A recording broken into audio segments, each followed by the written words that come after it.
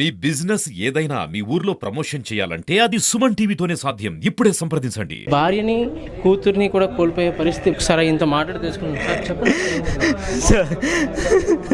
వాడు నా కూతురిని లవ్ చేశాడు సార్. వాడికి ఏ ఉద్యోగం లేదని మేమే నువ్వేదో ఉద్యోగం చేస్తే నీకు పెళ్లి చేస్తామని చెప్పాం కూడా. చెప్పిన తర్వాత పాపతో ఏదో మిస్బిహేవ్ చేశాడంట. ఆ తర్వాత పాపకి నచ్చలేదు అని అన్నది. మేము పెళ్లి చేస్తామని చెప్పిన పాపకి టార్చర్ పెట్టాడంట. టార్చర్ పెట్టడం వల్ల వాళ్ళ పేరెంట్స్ కూడా చెప్పాం పెళ్లి చేస్తాం కదా అని చెప్పాం. అలాగే అన్నారు.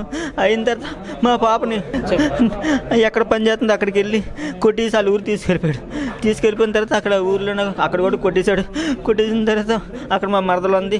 మా మరదలు మాకు చెప్పింది ఇక్కడికి ఎందుకు తీసుకొచ్చాడంతే ఇలాగ నన్ను ఇష్టం లేదని చెప్తుందని అన్నట్లు మాట్లాడిందట. అయితే ఇష్టం లేదని తర్వాత ఎందుకు తీసుకొచ్చి వాళ్ళ అమ్మలో చెప్తే పంపించే అని అన్నారంట. వాళ్ళ అమ్మలు పంపించంతే ఆ ఊరు పెద్ద మనిషి ద్వారా సర్పంచ్ ద్వారా మా మరదల ఇంటికి రాత్రి ఉంచి మరుసటి రోజు మా మరదలు బస్సుకి పంపించింది. అక్కడికి అయిపోయిన తర్వాత వచ్చిన తర్వాత డ్యూటీకి వెళ్ళిన తర్వాత ఈ లోపాడు ఏం గ్రహించుకుంటాం మరి వచ్చి మేము డ్యూటీకి వెళ్ళిపోయిన టైంలో వచ్చి అలాగా నా భార్యను చంపేసి పేక్కొచ్చి చంపేసి నా కుమార్తెను కూడా పేక్కొచ్చాడు.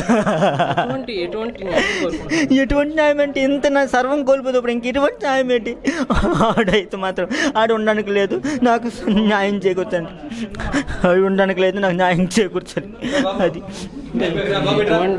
ఇటువంటి శోక సముద్రంలో అయితే కనుక రాజు ఉన్న పరిస్థితి అయితే ఉంది. ఇటువంటి పరిస్థితిలో తగు న్యాయం చేయాలి, నాకు న్యాయం జరగాలి. అండ్ అటువంటి నిందితుడిని, అటువంటి ప్రేమోన్మాదికి తగిన శిక్ష, తగిన గుణపాఠం ఇటువంటి మళ్ళీ పునరావృతం కాకుండా ఈయనకి పడే శిక్షను చూసి 10 మందికి బుద్ధి వచ్చేలాగా ఉండాలని చెప్పేసి ఈ యొక్క రాజు కోరుకుంటున్న పరిస్థితి అయితే చూస్తున్నాం.